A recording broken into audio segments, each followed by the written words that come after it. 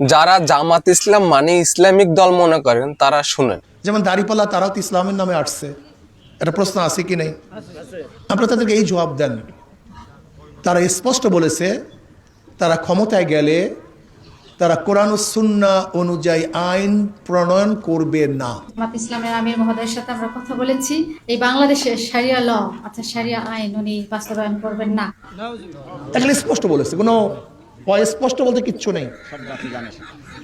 অস্পষ্ট বলতে কিচ্ছু নাই, তারা স্পষ্ট বলেছে আমরা ক্ষমতায় গেলে প্রচলিত আইনে দেশ পরিচালনা করবে।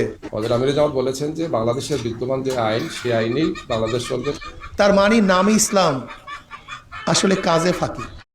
এখন আমার কথা হলো, এই নির্বাচনে জয়ী হওয়াটাই কি বড় বিষয় ছিল? জেতাটাই কি বড় বিষয়? দল ক্ষমতায় আসাই কি বড় বিষয়? সরকার গঠন করাটাই কি বড় বিষয়? ইসলামিক দল মানে ইসলামিক শরিয়াতে চলবে।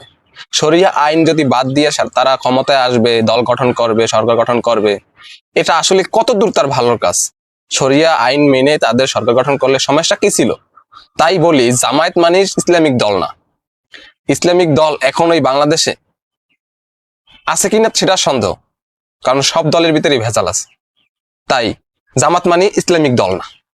ধন্যবাদ।